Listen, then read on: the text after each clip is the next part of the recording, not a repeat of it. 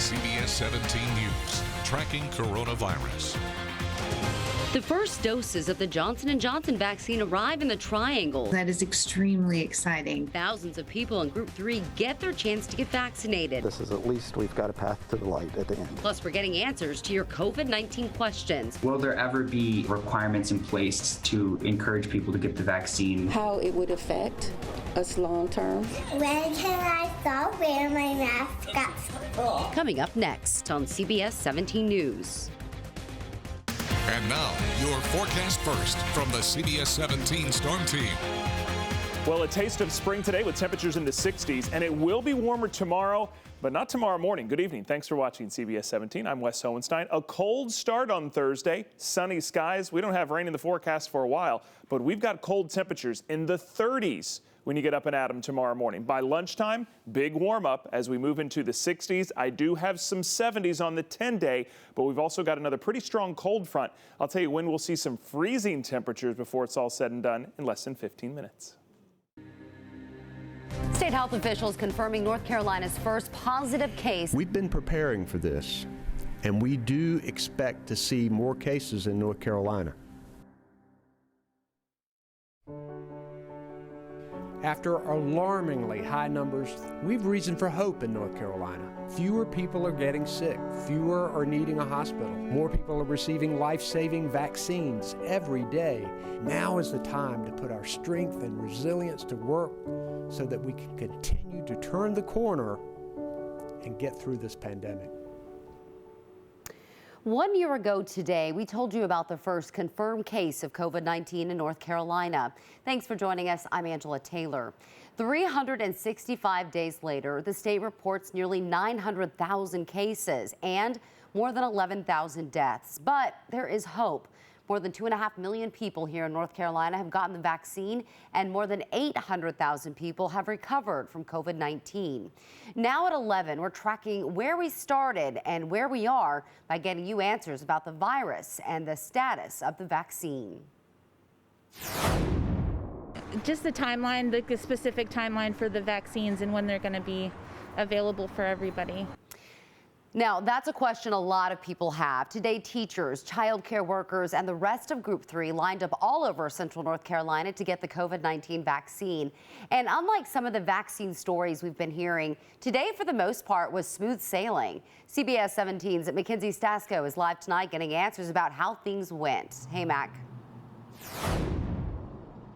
Hey, Angela, from what we've seen, day one of Group 3 vaccinations is off to a pretty good start. As you mentioned, thousands of essential workers, police officers, grocery store employees, and food service workers all able to get their first dose today.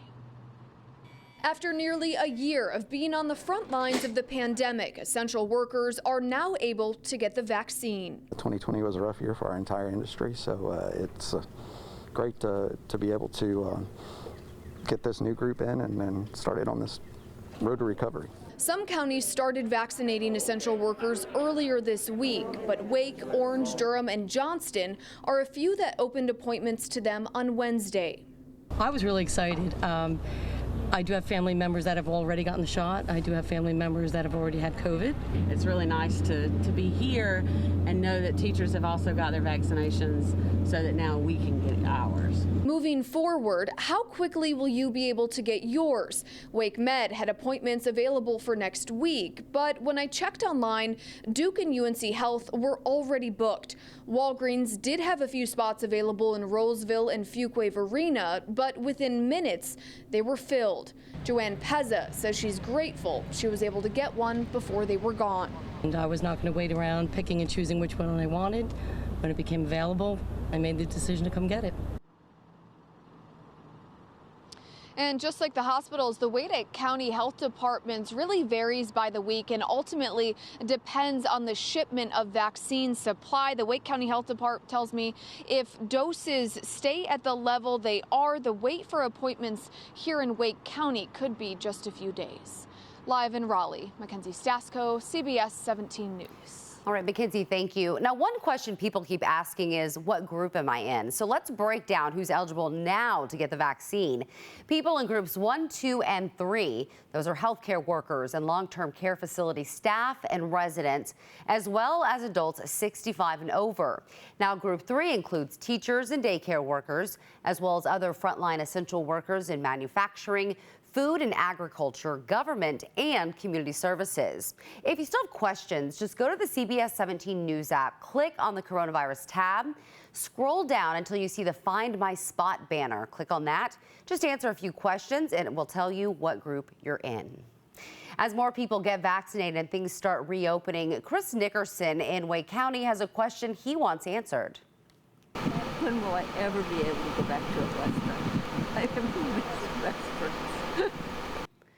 Don't we all? The stay-at-home order is over, and now you can go inside restaurants and bars, but at reduced capacity. New at 11, CBS 17's Amy Cutler getting answers about how restaurants and bars are working to get back into business. Amy. Angela, and it is no easy task. Restaurant managers and hotel owners that I spoke with today tell me this past weekend was a really good one, and it is giving them hope that things might be finally starting to turn around.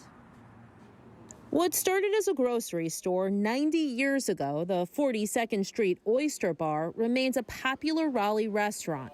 Still being closed for 2 months wasn't easy. They had to furlough their 90-plus employees. The Paycheck Protection Program helped. We kept as many people on that wanted to come back.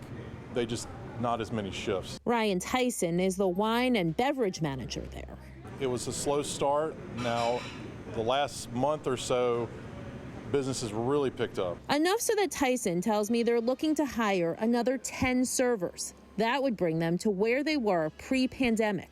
I'm very thankful that we're in that position. We opened our hotel March 20th and wound up closing on March 24th. A big blow for Origin Raleigh, a new hotel in a new building on West Morgan Street. They reopened June 1st.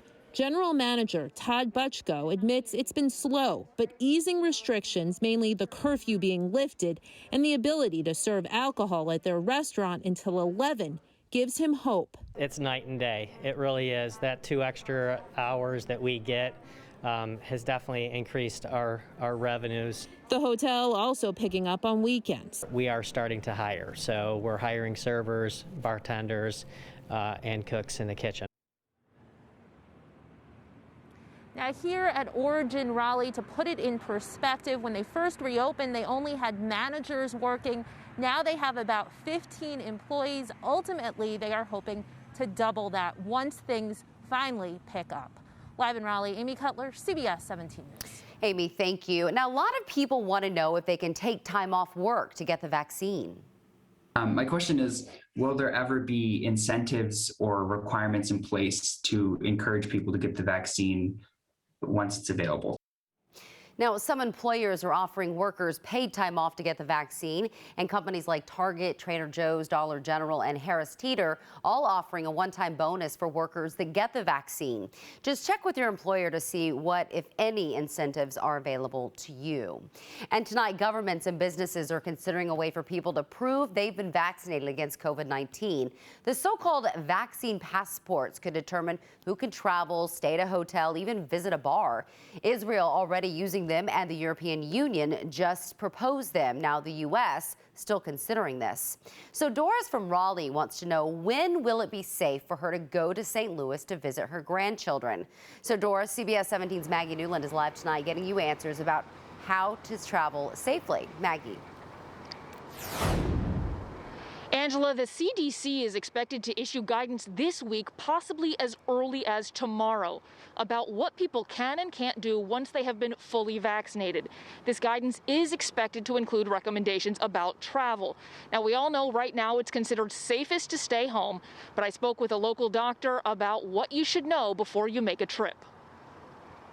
While we can minimize risk of travel, it's still not zero risk. If you need to travel, WakeMed Dr. Christopher Chow says you can reduce your risk. We wanted to know, should you take a car or plane to your destination? I think driving has some advantages in that you control your environment. The more people you come in contact with, the greater your chance of exposure. When you get in the car, you still have to go to the gas station, you still have to eat. So that it's not 100% contact free, but you can control that environment too. But you can't drive everywhere. I think the airlines have actually done a very good job. The way that the cabins are designed for airflow, it's actually pretty good for preventing droplet transmission. You're also not directly seated face to face with another traveler, and everyone is required to wear a mask. We also asked what kind of activities are safest. Outdoor activities are probably safer. I think the risk when you're dealing with skiing, with running a race, is what you do before and after. You go and hang out by the fireplace in the lodge, or you go eat out with other people. That's where the risk lies. And what if the place you're visiting has different rules when it comes to COVID? We recently went to a part of the United States where there was no mask mandate. I wore my mask. Wore my mask because it's the social responsible thing to do. But number two, I'm minimizing the risk to others around me. I'm also minimizing risk to myself.